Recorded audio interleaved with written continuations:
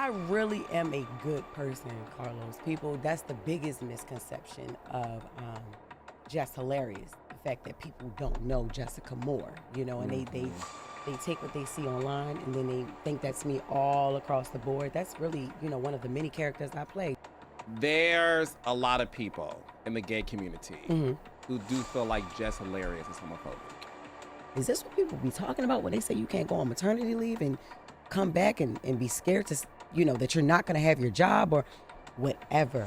I picked Lauren LaRosa to fill in for me for maternity leave, but I wasn't told or communicated in any way that she would still be here when I got back as host. And as controversial as your takes may be, what I saw was a black woman who felt that she wasn't being heard or seen and just wanted to clear the confusion. T.S. Madison don't even think I'm transphobic. Let's just start there. Hi, this is Jess with The Mess, and I'm here to report the news. Listen, today on Diddy Trial, it's just me, okay? I'm a comedian. I do stand-up. I'm an actress. I'm an influencer. I am a breakfast club. First of all, it's the second motherfucker that tried to take my job, and I don't even report on Diddy. Get up. What the? That's Lauren's job. I don't do that. I can't be Jess with The Mess? Not even for a little bit. Get up. Lowe's with the less? Hey, baby. Hey, love, how are you? I was good. I kept it warm for you, child. You sure did. Excuse me. How is it going? It's going. I'm so far away from you. Yeah. I want to be a little bit closer. Look at my phone. I was studying a lot of your, reels because you have been doing this for a very long time. Yes. So listen, thank you for stepping in reality with the king. So just so you know, on my podcast with the Black Effect Network, I like to step into people's reality. Yeah. And the reality is you are a co-host of the iconic Breakfast Club.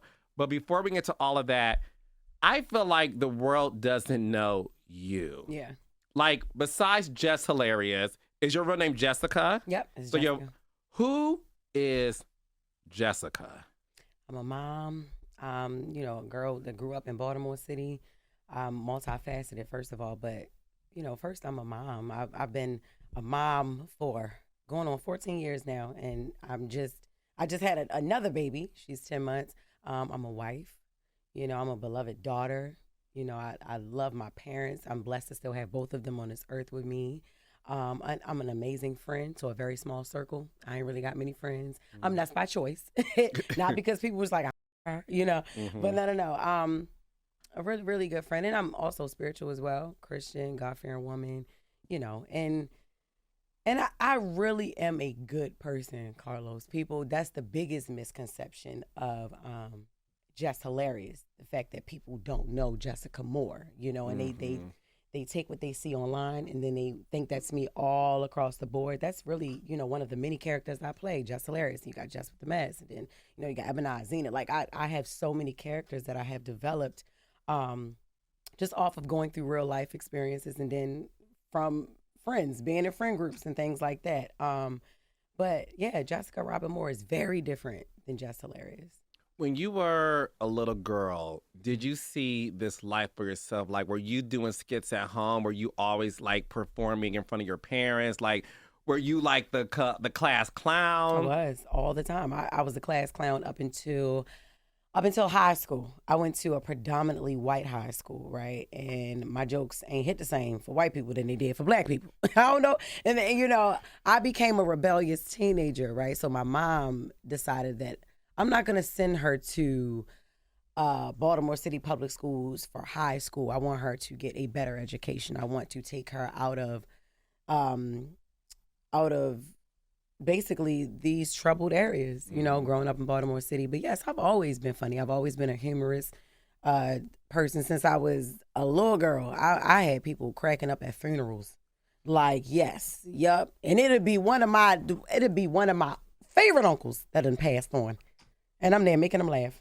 You're like up front and center at the podium. Everyone's crying in black. And it's like, for what? Because he people too.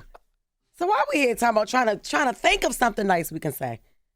If you got to try to think, why are we having a funeral? So that's just what it would be. Shoot. What would you say was like your first big break in the business? I did a Maury Povich skit, the I Am Not the Father skit.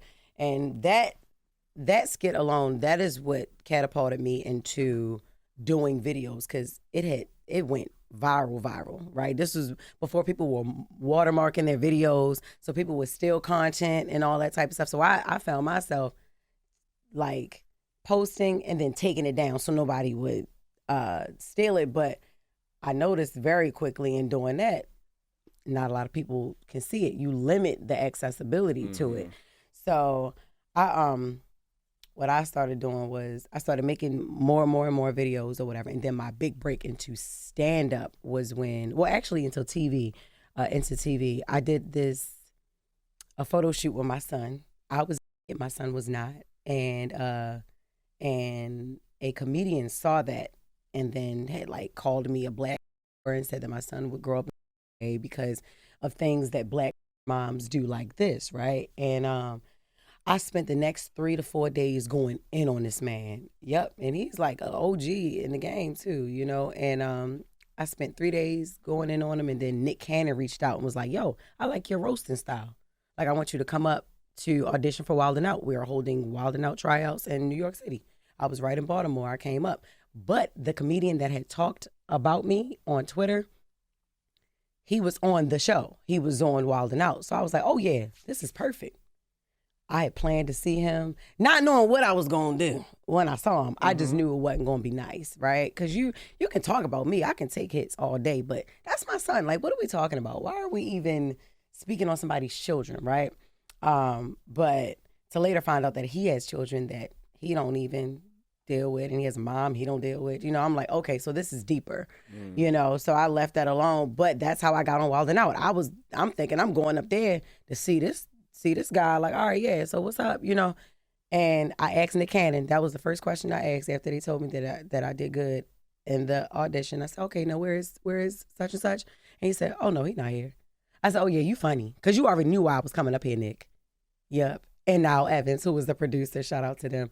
But yeah, so that's how I ended up on Wild 'N Out. And then my break into stand-up comedy. I had only been doing stand-up for maybe about a few weeks, and then Martin and Martin's brother reached out to me, Rob Lawrence, shout out to that family as well, and was like, Martin was on his What Now tour, I believe it was called, and it was in 2014 or 2016. I get them mixed up because it was a while ago, right? And then he was coming to the arena in Baltimore. It was called the State Farm Arena in Baltimore.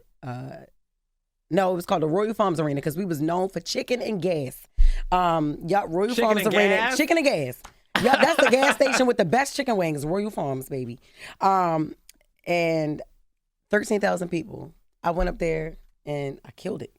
And I was like, all right, this is what I can do. This is what I see myself doing. And from then on, I've been on the stage doing stand-up comedy almost 11 years now, 10 years, 10, 11 years.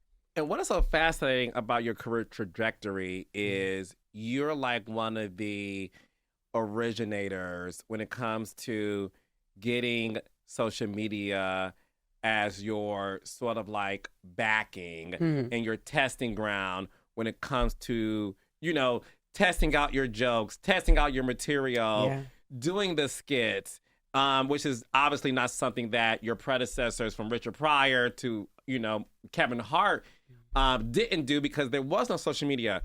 Do you feel like social media has helped you have the career you have today? Yes, absolutely. Honestly, I feel like I wouldn't be at this stage I am now if it wasn't for social media, because this is a tool you got to think that Richard Pryor and Kevin Hart didn't have. Like from Richard Pryor all the way up to, the early stages of Kevin Hart. They didn't have this tool, right? And that's also the reason why a lot of comics before us don't really respect it either because they feel like, oh, y'all microwavable talent. This happened instant, hence Instagram. Everything is instantaneously, like many people's careers, but mine haven't. Mine is not. And I think what sets JESS HILARIOUS apart from what the OG comics really hate about internet sensations is I'm a different beast on the stage than I am on social media. What you see on social media, the JESS with the Mess and the skits and all of that, you don't get that on stage. I don't even do JESS with the Mess on stage. I don't talk about nothing I do online on stage. I don't even talk about, like, even the climate that we're in right now. Like, for instance, #1 trending celebrity, Diddy, and surrounding everything that he got going on. You will never even hear me talk about that on stage. I talk about things that people are going through right now, like being a parent, growing up in Baltimore, my parental style, and how that differs from my parents' parenting styles. You know what I'm saying? And now I'm raising a teenager. Like, I'm on tour right now. It's called the Bad Parenting Tour. Me and my brother, Desi Alexander, from Baltimore as well, who's also a mentor of mine in comedy. We're on this tour and we're speaking to what it is to be a parent, to be a child, in this society growing up, and how it balances and like how we're still trying to figure it out. People try gentle parenting, things like that. So my comedy, my material on stage is like, it's always relatable. That's how I've been able to sell out venues this long, even through the pandemic, and reinventing myself. I've always stayed relatable. Yeah. Did you get any hate from comedians who did not get their start on the internet, who may not have wanted you to be a part of the billing of a comedy show, who may have said things in interviews about you personally, or just people, a part of your community, who have used the internet to become comedians? Do you get shade from them? I do. Not many. It's not many people that gives me shade for that. Quite a few. And then I've never heard it directly from the person that it came from. It always comes to me by way of somebody that was working for them or another comedian that they've toured with, but not many. I will say not many, but maybe about 2 or 3. Has anyone in the comedy world has ever tried to stop your bag? Yes. Because I've heard that happen. Yes. Is it comedians you looked up to that did it? Was it female comedians? No, actually, no female comedians, and I have a few.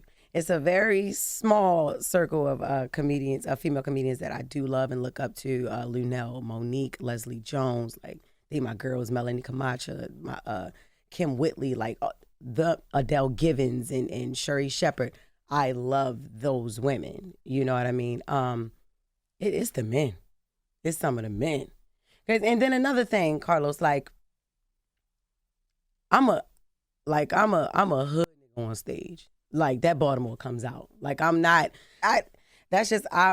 90s raw. Like I'm different on stage. Like I don't do makeup on stage unless it's like a little lash hair, whatever. I don't wear heels on stage. I'm in very much tracksuit, sweatsuit, little track jacket, whatever. I'm still swagged out, but I look like I can be like somebody's girlfriend, like of a girlfriend. Mm-hmm. You know what I mean? And so I'm up there. It's kind of like a rap battle. I spit like the guys. My comedy is not like your typical female. Like I don't go up there. I'm not talking about sex the whole time, and I'm not doing, because that was a thing that I've heard. Like even back in the day, they say there's no such thing as a pretty comedian, and there's no such thing as a female comedian who can be funny without talking about sex or talking about their bodies and stuff. I've heard those things, and I'm like, nah, that's not what I do. So yeah, that I'm very different. So I think that's also why a few men may be like, I don't know, I'm gonna stop this back. Nah, she not about to be on a show with me. Or yeah. Wow, so that really does happen. It happens for sure. Is it still happening to you today? No, okay. I headline my own tour, have been for what, 8 years now I've been headlining. Okay, Jazz, that's what's up. But even when I am on package shows like with a D. Ray Davis or like a Ricky Smiley or a D.L. Hughley, who is somebody I love. He's so awesome. I'm on these shows, these predominantly male shows. Like I'm most of the time, majority of the time, the only female on the shows, but that's my weight class with the guys. Like I'm a heavy hitter with that, so that could be why they feel threatened, a few of them. Yeah. And it's interesting because, look, Kevin Hart has given so many props to what we call internet sensation when it comes to comedians. He's big on you, B. Simone, Kai Cenat. He's just, he gets it. And I think, to me, he's one of the sort of last standing OGs of comedians that's still relevant. And he has talked about the fact that he has even used Twitter to really catapult his career today. Yeah. And you have come up with a lot of people who have done that. Like, for example, B. Simone. B. Simone is trending right now. Yes. Based on her... A few things. Yes, her latest podcast. Let's tap in. B. Simone is talking about shops at H&M instead of Bloomingdale's. Yeah. B. Simone has said, it's the finances. It's the finances. Yes. See, listen, I'm a comedian. I know. You are funny, Carlo. Thank you. Yeah. So when you, B. Simone is all in love. You're a comedian. You get the jokes. You'll get it. Okay. For sure. It's the finances. So when you look at that, on one hand, a lot of people are saying it's your karma because she says she doesn't want a man who works a 9 to 5. Yes. I'm going to be honest, and I'm curious about your insight because this is your world.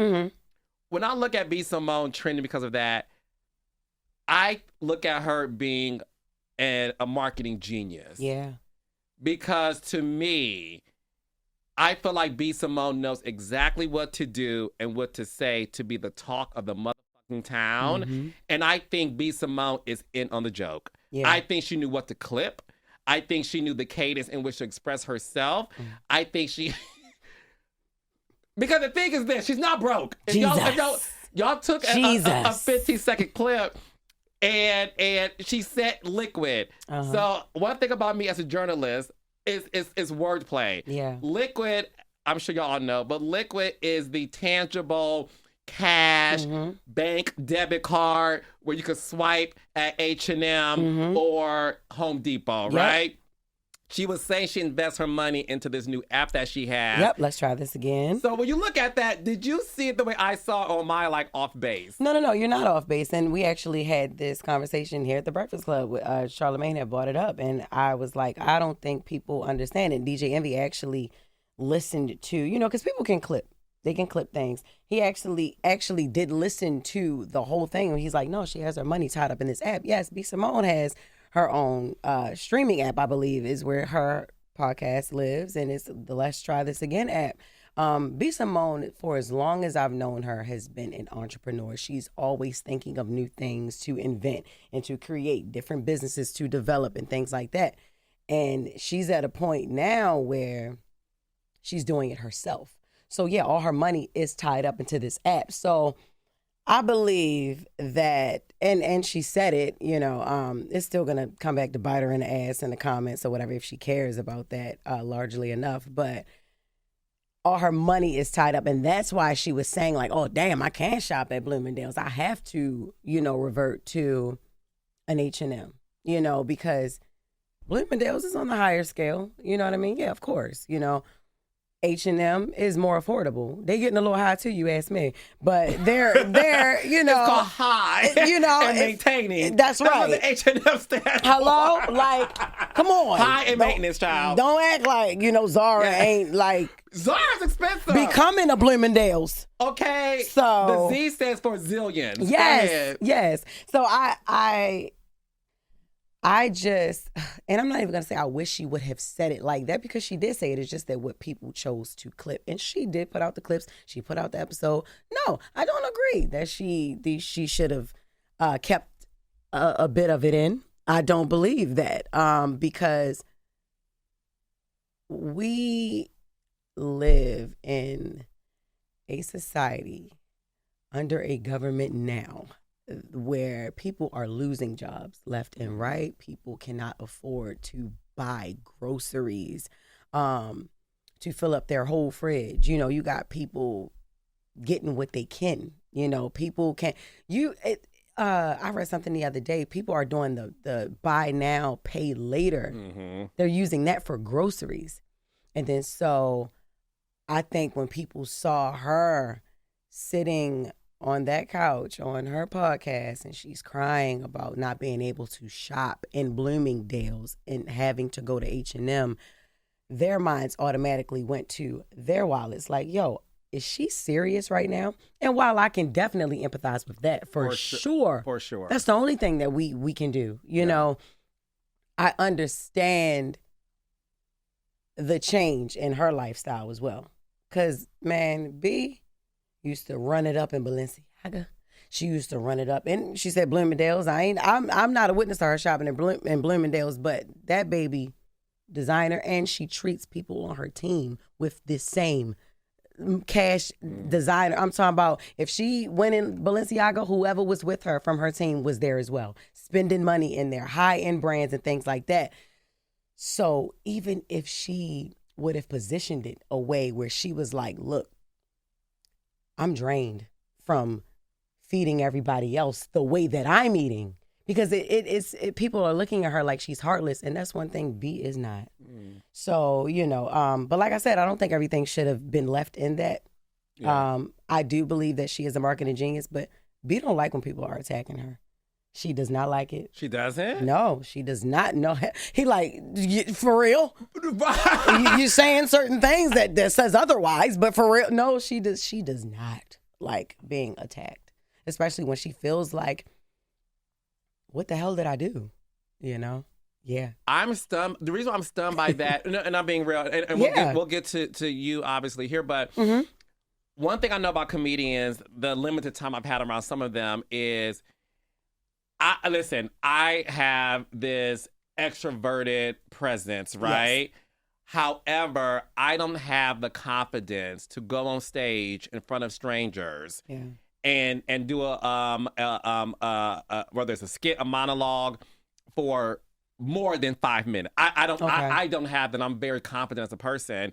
So I'm saying all that to say, I think comedians, I think you guys are some of the bravest human beings in the world in terms of entertainment. So the fact that you're telling me B. Simone, you know, doesn't like when people talk about her, I'm only surprised because I'm like, you guys are built because when y'all on stage, if no one's laughing, or y'all get booed or heckled, the show must go on and y'all continue to go on. That's why I'm fascinated by that. But it also goes to show you that all of us have some sort of sensitivity chip that chips away at us that people may not know does. Yeah. Yep. In her mind, that was a beautiful conversation with her former best friend. Honestly. Yeah. Yep. Well, B. Simone, I did talk about the finances, but again, you're a comedian. It was a joke. I love your podcast. I listened to it. I downloaded it, child. Yes. And I'm a subscriber, honey. Speaking of which, listen, one thing about you, you're a very private person. You're very private. You live a very private life. A lot of your personal life, though, has been on display. Yeah. You do have an ex-boyfriend who made a comment. I'm not going to say his name because I don't want to give him any credence to the statement he made, but you had a public relationship with another comedian who unfortunately said some negative things about you to the point he said for the rest of your career, his name would be mentioned, that it's going to be hard for you to book an interview without mentioning his name. I'm not going to mention it. The only reason I'm bringing it up is because I want you to really talk about not that as a human being in this business. When I saw this person say that, this is my opinion, I looked at it like at some point there was love there. Yeah. And what did this woman do to you to deserve the evisceration of that comment as if your work that you done prior to the relationship should be erased because he may be at the top of his game and that's great, but I also feel like you're at the top of yours. You're on a hit morning show Mm-hmm. that is listened to by millions of people Yeah. on a daily basis. Mm-hmm. And I took offense to it for those reasons. How did you feel about that comment? I honestly was blindsided. I honestly felt like it came out of nowhere because we were still like cool. You know, we communicated every now and then, once in a blue moon. Like, no, it wasn't like, you know, text or hey, big head, or hey, I love you. I still love. No, no, no. It was literally, how you doing? I'm proud of you.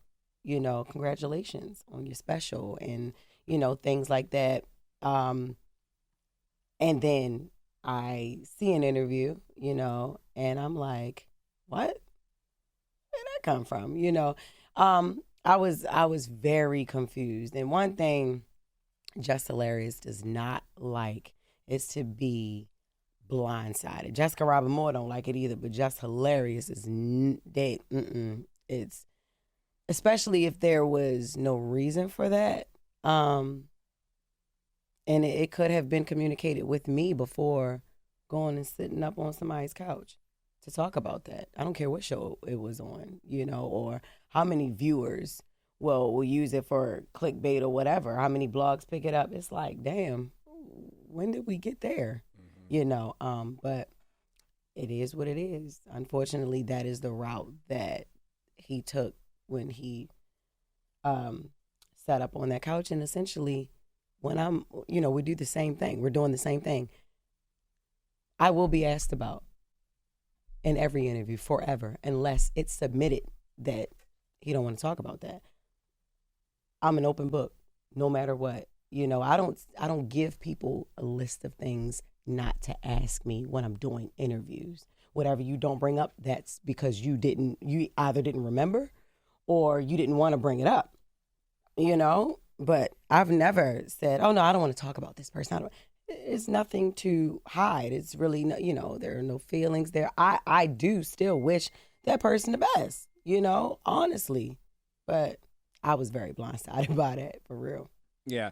You know, one thing that's interesting, I do feel like there's this epidemic of, and I'm not saying this person's doing that, but just hear me out. I do feel like there's an epidemic going on of celebrity men dating celebrity women for clout.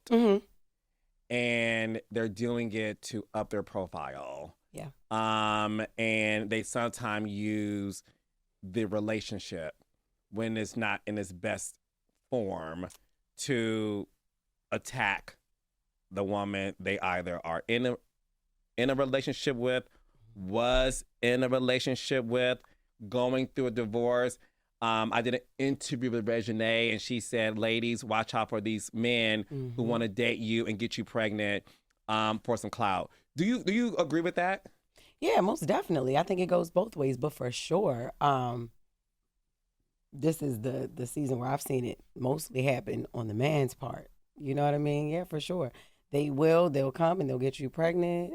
Listen, and it'll be, they'll switch on you when you had a baby. They'll switch on you when you get with them. When they finally get you, they will chase your ass down, right?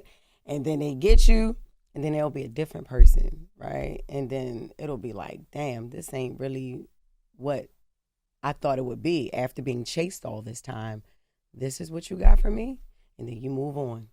Let's just say I'm happy that I have a baby, my new baby with my husband, and I didn't get caught up in that, you know. Yeah.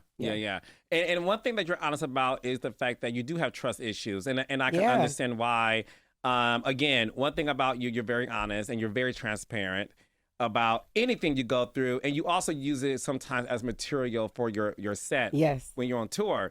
You were very open and honest about a former best friend who revealed some plastic surgery you had, the BBL. Wanted to ask you this, because when I read that, I was taken aback by it, because I'm like, is that something you even wanted to disclose? No, it was never something that I wanted to disclose. And she was my best friend. She's my god sister still.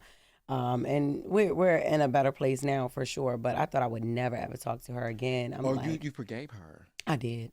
See, I'm a good person. I be forgiving bitches. But I'm like, God damn. I thought that we would never come back from that, Carlos. But she knows very well, like, that I'm still going to be asked about it. I'm still going to talk about it whenever being asked about it. And that's how it went. She was my god sister. She was working for me.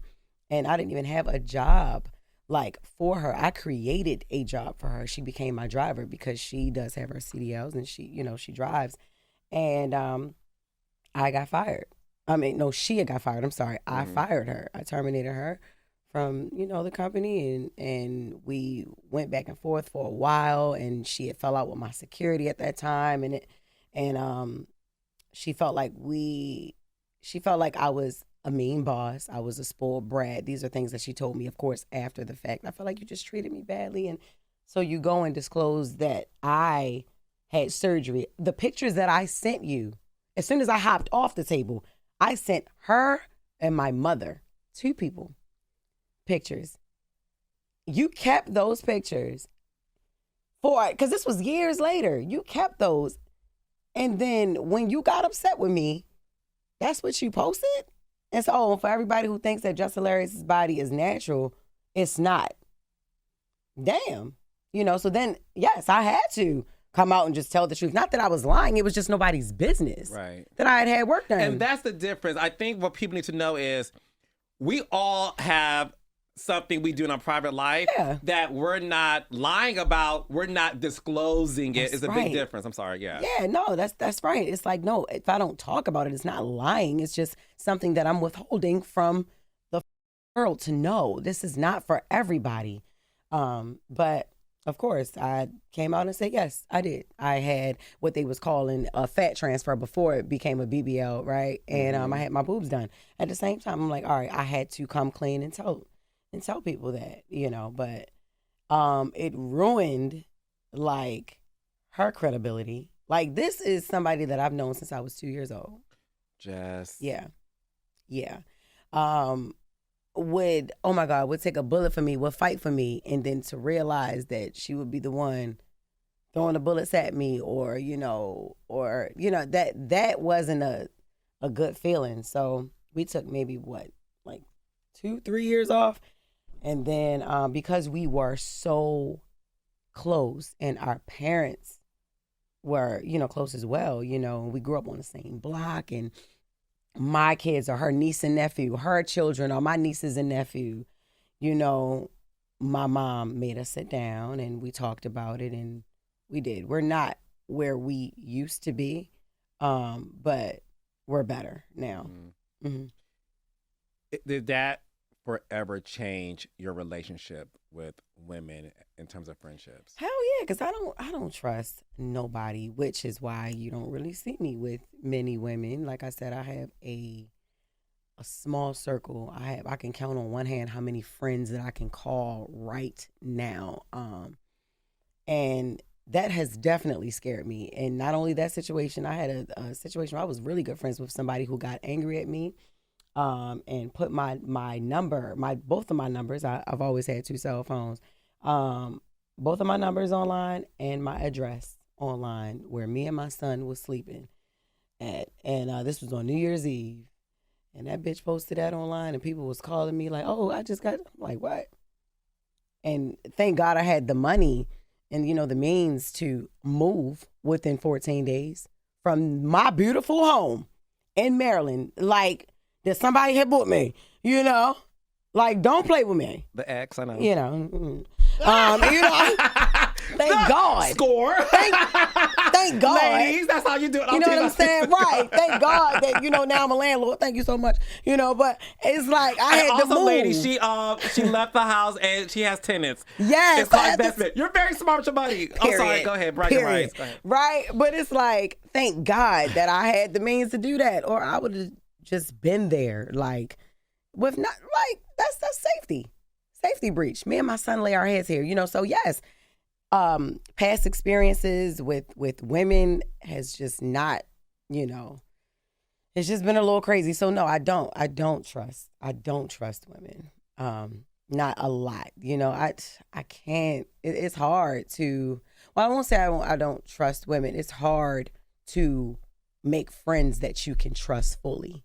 Yeah. It's hard. That makes it very hard for me. Oh, I listen, I relate to you when it comes to that. I get it, especially in this business.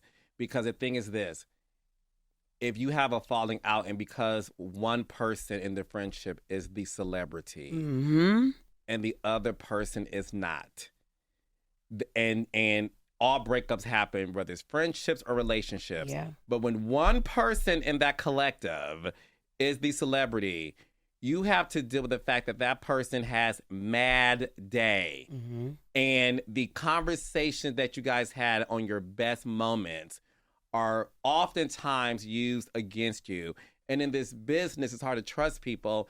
And that's the reason why, Jess, I wanted to talk to you too, because look, you are on the most successful morning show in the world. Thank you. And you had to audition for this. We've seen a lot of celebrity women with way more followers than you, way more fans than you, sit in this seat. And we saw that you got the gig. Yeah. You got the gig. And one thing that, listen, Spider-Man said it, but my mentor says this all the time. With great power comes great responsibility, right? You being in that seat is something that everybody wanted. Every woman auditioned to be where you are. Yes. Did you know how important it was to be named a co-host of the Breakfast Club when you were auditioning? I did. I knew how important it was. That's why I wanted it so bad. I did. There were things that I knew once I got the job, I was like, I'm going to have to do this. I'm going to have to do this. And that involves talking to people that I don't know, like interviews. I never dreamed of interviewing people because as messy as it seems like I am, that is a character. Jessica Robin Moore be like, what I supposed to ask this person? I supposed to get in their life, like dig in their life, like in real life and ask them about this that didn't come up over the years and ask them about this. I ain't doing that. I don't feel comfortable with that. I've just never been that type of person. But no, I wanted it from the second I seen that Angela Yee left and got her own show. Shout out to that queen. I wanted it. And I text Charlamagne that day and was like, yo, I want to come up to the Breakfast Club. I want to do. And he said, all right, well, we're going to be guest hosting. We're going to be like guest. It's like kind of like a audition. Trying out for guest co-host. Right. They didn't even know it was going to be a whole year. They was just like, for whatever time being that it takes for us to pick the third host. That's what we're doing. I'm like, all right, I'm up there. Let me know when. So he had told me I was coming up here, Carlos, even when I wasn't on a schedule. You know what I mean? Like, I'm like, nah, I ain't calling who y'all got up there. I'm coming up there. And if it's another person, I'm going to see if that person don't mind me sitting in with them. Like me and Claudia Jordan, that's my girl. We did a week together. Love her. Smart as hell. Me and Kendra G, we did a few days together. I think it was like 1 or 2 days we did together. And I would make myself available. This is something that I wanted. Right. I marketed it great. I hired a videographer, a photographer. It's like I would come up this month, man. And I saw myself reinventing, in a sense, Breakfast Club. Breakfast Club is always going to be what it is, the Hall of Fame show. Like, this is amazing, and to be able to sit with, two OGs in radio, my OGs, that is amazing. One who shadowed the Wendy Williams, the other that shadowed Jonesy, what I'm saying, Miss Jones from radio. That is great. That's what I want to do, And then the woman before me, Angela Yee, she also has a great presence. That's why she got her own show now. Yes. You know what I'm saying? So it's like, all right, this is what I wanted. Boom. And when I got it, I felt liberated. I felt like, damn, this is something that I manifested. Because I actually said that I had the job before I had it. We saw that. I know. You put the beast out. I'm teasing. Shut up! Jesus! Jesus! Shut up! It was about the finances. Okay, so you obviously got the job, but was there anybody else that you was like, I think she's gonna get it? Yeah. To be honest, I thought Claudia Jordan was gonna get it. To even be honest with you, I thought Jason Lee was gonna get it. It was out of It was honestly out of them, Claudia Jordan and Jason Lee, because I could totally see him doing this too. I was like, oh my God, because he brings the right amount of funny, the right amount of snap, the right amount of details, the facts. You know, shout out to him. I was like, damn, and he's been doing this for far longer than I have. You know, so has Claudia Jordan, who has been on all these shows where she does nothing but this type of shit. So I'm like, damn, like I'm up against these. Their backgrounds is journalism. That's not my background. My background is comedy. I don't report like with cold hard facts. I don't do that. That's journalism. That's a whole nother, man. I take my head off to that. But I do commentary on headlines. I say what people are thinking about blog posts and about what's happening and, you know, the latest news and the media. That's what I do, you know. So, yeah. Yeah. And it's interesting because we talked about trusting people. You have a job. It was the most coveted position in the world. You go on maternity leave. Yes. And then Lauren LaRosa comes in to start reporting the news. Wendy Williams is famously known for saying that when I go on maternity leave, I will do my radio show from the bed. Yes. And nobody will sit in my purple chair. Can you talk to me, because Claudia Jordan also spoke about this, that women in radio is tough. Can you explain to us how it is hard for women to go on maternity leave and just hoping that their job is secure when they're ready to return back to work? Well, I didn't realize that was the thing until it did happen to me, until I came back to work and we had the beautiful Lauren LaRosa, you know, and I picked Lauren LaRosa to fill in for me for maternity leave, but I wasn't told or communicated in any way that she would still be here when I got back as host, you know, or on the show as a voice on the actual Breakfast Club, right?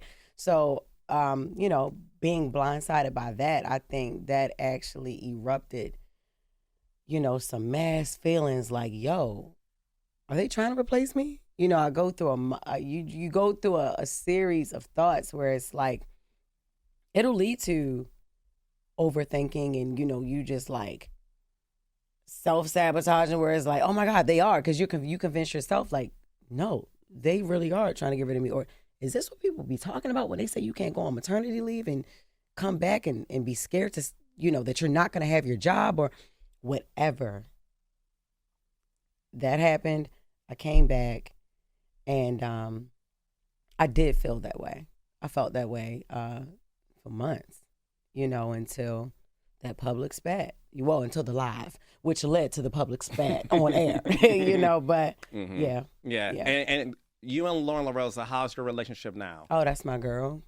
And listen, before, even when I didn't like Lauren LaRosa, I still felt that girl was talented in what she did, which is why I said, okay, let's put her in the seat. Was that your contract that you had the choice? Or was that just... No. Oh.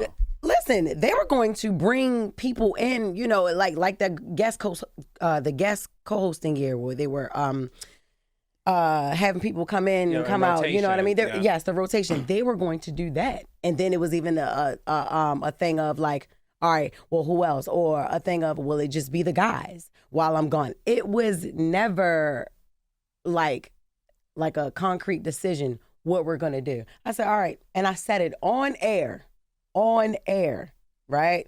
In this public record, y'all can go back and check. I said, you know what? I think Lauren LaRosa would be good for this.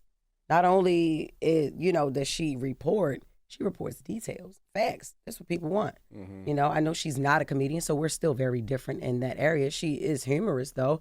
The banter between her and Charlemagne, you know, the banter between her and Envy, even a little small banter between her and I. You know, I'm like, you know what? I think she would be great to sit in this seat during maternity leave to do Jess with the Mess or, you know, her brown girl grinding thing. Like, she want to do that? Let's do that. I said it on air, and they asked me behind the scenes, is that what I really want? And I'm like, yeah, I ain't going to say it on air if that's not what I want. Yeah. Let's do it. And so that's another reason why I was so hurt when I came back. I'm like, damn, I communicated this to y'all. This is who I wanted to take to see. Y'all ain't want to say to me, like, hey, we like her for good, so we're gonna keep her. We want to keep her here, you know. Yeah, Jesus. I said, okay. Jesus. You know, I had to kind of figure that out, you know. So yeah, and listen, I'll end by saying this. I got one more question. We'll wrap things up, but I'll say this: my heart bled for you because, as funny as you are, and as controversial as your takes may be, what I saw was a Black woman who felt that she wasn't being heard or seen, and just wanted to clear the confusion. for sure. And listen, I'm so happy that you and Lauren showed the world that two Black women can coexist on the same show. And listen, I was on the Breakfast Club recently. Yes. I was behind the scenes. They do get along. It's not an act.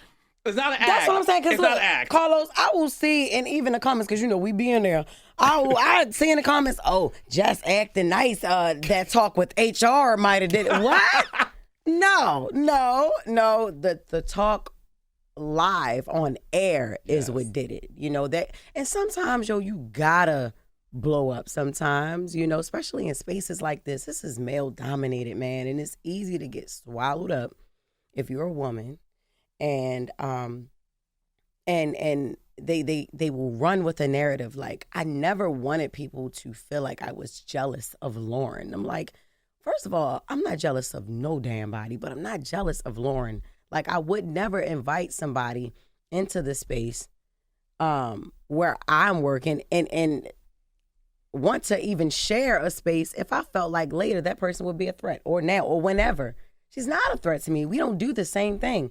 And that girl is great at what she do. And I said it before and I will keep saying it. Like, she's great. Even when I didn't like her, she was still great. That's why I was mad. I'm like, this bitch is reading a little bit better. You know what I mean? You know, even though she be doing a little stuttering, you know, because she ain't the best goddamn reader either. But, you know, I be telling her, slow down on them names, you know. I know. I talk fast too, so I gotta slow down. One last topic, I'm gonna let you go. I know she is on tour, y'all, so make sure I get the tickets on our website. Yes. Listen. And I do have 20 more minutes. Okay. Yep. I do want to talk to you about this. There's a lot of people in the gay community who do feel like JESS HILARIOUS is homophobic. You had a past usage of using the F word in which you apologized for, in a tearful apology on social media that I got to watch. Yeah. So I did see it, and I did feel like you were definitely sincere in that apology. One thing I do know, listen, so obviously you being called, I'm not going to say the elongated word that you were called that has the word trans in it, right? Because that is a gay slur for the trans community. It's one of those things where, yes, that person who said that was definitely wrong. You responding with the F slur was wrong too. Absolutely. Because two wrongs don't make a right. But I'll say this. Similarly in the Black community, how we can call each other the N-word, but if you disrespect a white person and you call him the H word, and he in return calls you the N-word, the entire Black community is going to be on his head. Absolutely. So what I want you to know, that you may not know, you may know now, but I just want to say it, to you, the F word, when it comes to the gay community, we can say that to each other, just like Black people can say the N word to each other. But the moment a non-gay person uses the F word, it's a slur. Just like the moment a non-Black person uses the N word, it's a slur. Absolutely. So that was the reason why a lot of people felt that way. And listen, it's one of those things to me where it's this: I don't judge anybody because that's God's job. Yeah. As a spiritual person. And I also think this. Also think there's always room for education and conversation. And that's the reason why I wanted to talk to you, because I wanted you to speak to somebody who is openly gay to say, like, hey, these are things that I have to teach people in my community. There's a lot of Black women I'm friends with, women I'm friends with, straight men I'm friends with, who do ask me things that my community will deem as ignorant.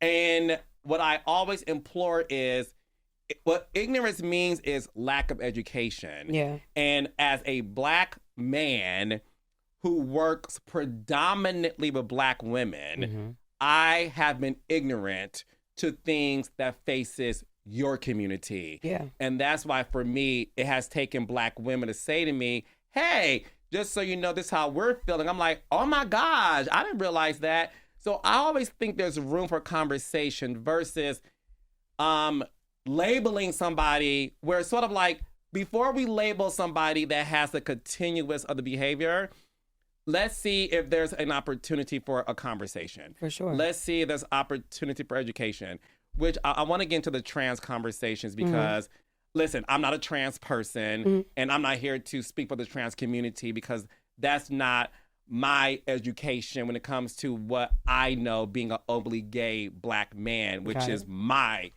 entire life, right? What I do know, though, is there is conversations that, oh my gosh, Jess is transphobic.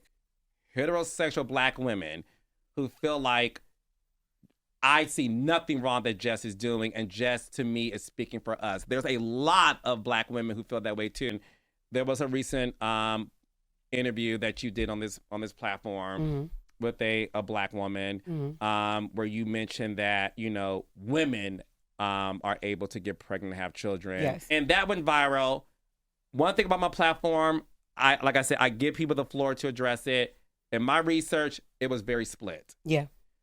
What are your thoughts on that particular conversation? Well, she was speaking to gender identity, you know, and I was just, you know, speaking to biology of it. You know, I said, you know, women can have babies, and she in return said that. And one thing I'm not in the like business of, or I really don't like to spend my time doing, is trying to convince people like what I'm saying is facts, because it's like that's what she go by. You know what I mean? That's her whole belief. That's fine. You know what I mean? I understand that. We were speaking on two different things. Like I said, she was speaking on gender identity. I was speaking on biology. You know, that, you know, I said only women can have babies.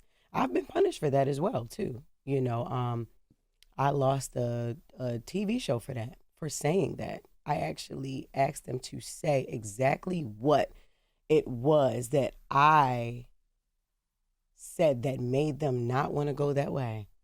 Again, my paperwork was through legal, and it was going through legal and everything. I shout out to Miss Pat. I was gonna do Miss Pat Settles It, right? And for a few episodes, and I already had like I had everything except the call time. I had the show dates and everything, and because of that statement that I said, you know, women can have babies. Only women can have babies. You know, shout out to Miss Pat. It wasn't her. They fought for me. Her, a few producers over there fought for me as well. But that was the comment that, you know, costed me that opportunity. And be that as it may, that I wasn't gonna try to convince her, or I didn't even want, because that's not even what she was here for. So in that moment, I'm like, no, she's here to promote her show. And that's what we're gonna stick to. Her show that she has on Revolt. More power to her. When it comes to that, because again, when I saw the conversation, one of my good friends is T.S. Madison, who's a trans activist. And one thing I love about T.S. is the fact that she has the sort of patience to really educate even someone like me. T.S. got some patience? No, she does. No, T.S. No. Okay. I ain't. That's a first. Well, that's the thing. I would love for, listen, and I will say this. I've spoken to T.S. about you. And anybody who knows. Anybody who knows, we call her Maddie. Okay. Because we're friends. Anybody who knows Maddie knows that Maddie has a sensibility of really breaking things down to a science. And listen, Maddie also somebody who's passionate, and she gonna rock with you. For sure. But Maddie doesn't take anything personally, unless you do something personal to her. Yeah, me and T.S. Madison were cool. Yeah. Before, you know, so. How are you and T.S. Madison now? I haven't spoken to T.S. Madison. I haven't spoken. So we haven't spoken at all. That's all though. Yeah. Well, look, one thing and I brought that up for a reason, is because when I saw that conversation, I'm always somebody who just believes in sort of like, what is the answer? And I think when you and Lene were talking, Lene was speaking, like you said, from a gender role identity, because listen, you could be born female, but identify as a man. You could be born female and identify as a woman. Yes. And when it comes to having a uterus, what thing that I did, because I'm a journalist, and listen, I know that's right, glasses. I got glasses. I'm a journalist. 'Cause listen. When Lene said, yes, if you have a uterus, you can have a baby. While the uterus is the primary organ for carrying a pregnancy to term, it's not the only way a person can have a baby. Uterus transplantation, although a complex procedure, allows women born without a uterus or who have had a hysterectomy to potentially carry a pregnancy. Those are other ways to have it. And again, I just want to talk about this to everybody. Uterus transplantation is a procedure involving transplanting a uterus into a woman who was born without one or had it removed. While still relatively new, it has enabled women to carry and deliver their own biological children.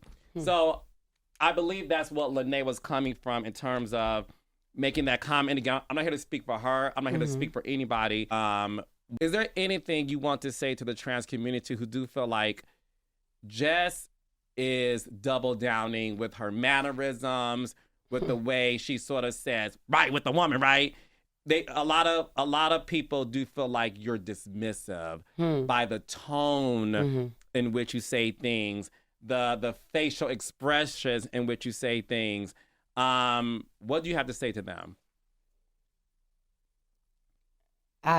Listen, you know what, Carlos, this is crazy, right? Because it doesn't matter what I say, they will not believe that I am not transphobic. You know, I've tried, I've done this, you know, I've said many times over, I do not hate trans women. I don't hate trans men.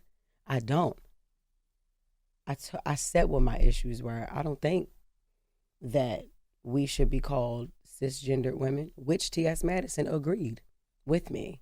You know, even just a little gem, T.S. Madison don't even think I'm transphobic. Let's just start there. She don't. I don't know if she will ever say that, but she said that to you privately.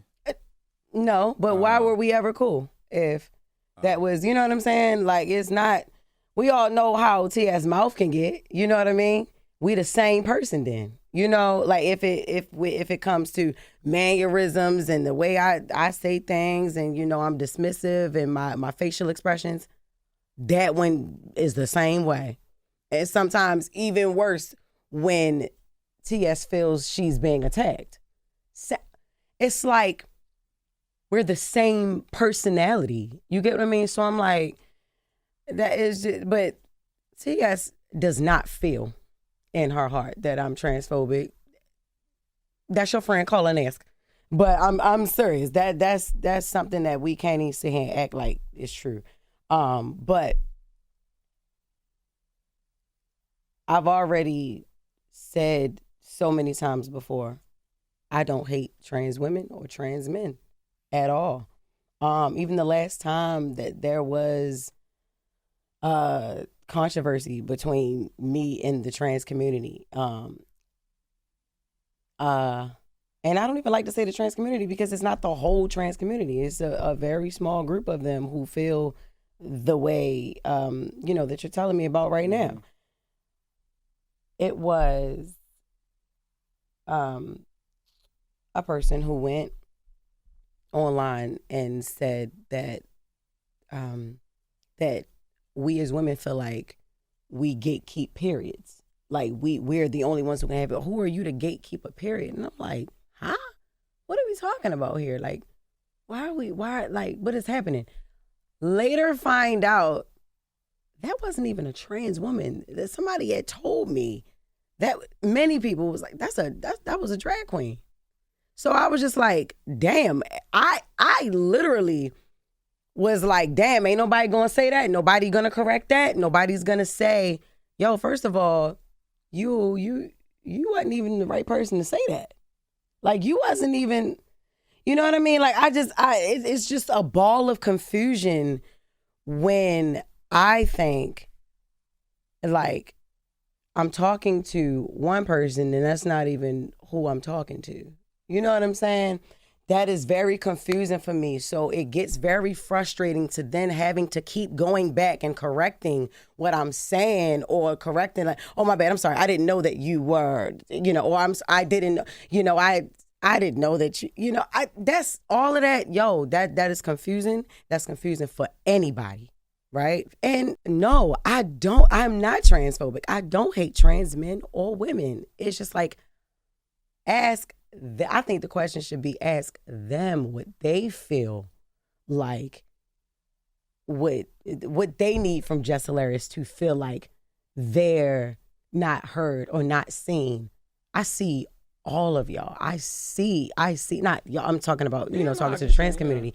I see y'all. Yes, I do. And that's the last thing I want to say is like, yo, I got trans friends, because then that's also looked at, oh, that's the one, that's just like a white person saying, oh, I got black friends. No, I really do have trans friends. Yes, I do.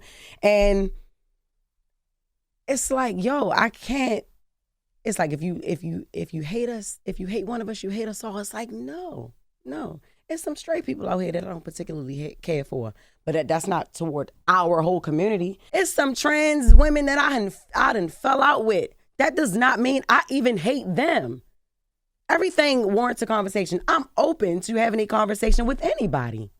Like that's what we're missing. The whole thing is we're missing communication. Yeah, no, and that's the reason why, listen, I am grateful and thankful that you said yes to this interview, because for me it's this. I feel like a lot of things could be eradicated with a conversation. Yeah. I'm a part of the gay community. I'm a pillar in this community. I do know and again, I'm not speaking for all the gays, but I do know for our community, gay black men, we love black women. Yes. We love black women. Yeah. And on some real shit, we do feel like sometimes that we go to war for black women and we go to war for black men. When George Floyd got murdered, it wasn't a straight black man issue. It was a black community issue. When Breonna Taylor got murdered, the gays felt like it wasn't about a black woman issue. This is a black issue. And we do sometimes feel like no one shows up for us and no one has our back. So when homophobia reeks through conversations or through lack of support, well, that's y'all. That's what y'all go through. We do feel like, Jess, I'm not saying this is about you. I just want to speak globally. We as gay people do sometimes feel like nobody marches for us. Yeah. We march for Breonna. We march for George. But when our trans brothers, sisters get murdered and killed at the hands of the straight community, we do feel like, wow, no one showed up for us. Yeah. So when we see facial expressions, comments, we do get offended by that because we love y'all so much. And we know that we are best friends in real life, right? Yeah. In terms of like the community. But we do sometimes feel like from a public platform, we are sometimes erased. Yeah. I most definitely understand. Yeah. For sure. I do get it.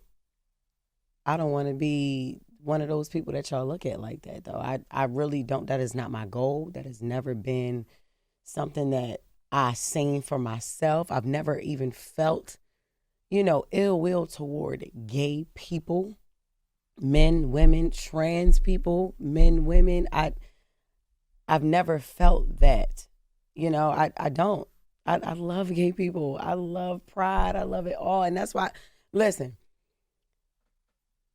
I started doing this thing, right, up at Breakfast Club, right, where June, I honor a gay a day. Now, look, I stopped doing it because I seen people like, I know, but see, I did it last year. I was doing it this year. And then when I started seeing, like, the trajectory of it changed and the narrative is like, oh, she planning our face.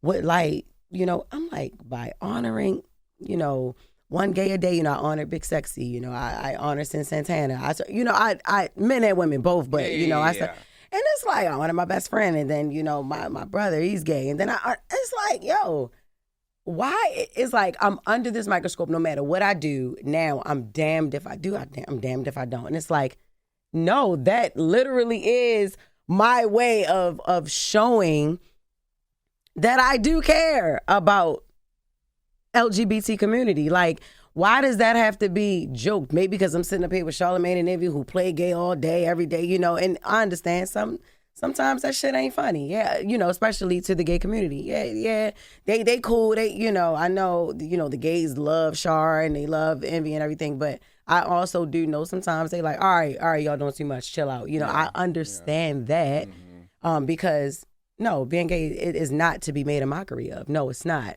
But that's not even, that's not what they're doing. And they have a high level of respect for the community. Yeah, it's all about intention. As do I. Right. It's not their intention. And it is never my intent.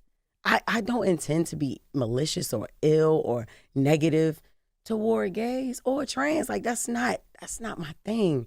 And it's like, I feel like, I shouldn't have to keep saying it, but as long as I have to keep saying it, I will. I don't know. And listen, but one thing about LGBT, listen, when y'all are fed up with somebody, y'all feel like, I don't want to hear it. That's just how it is. That's just how it is. And that's why it's like, what?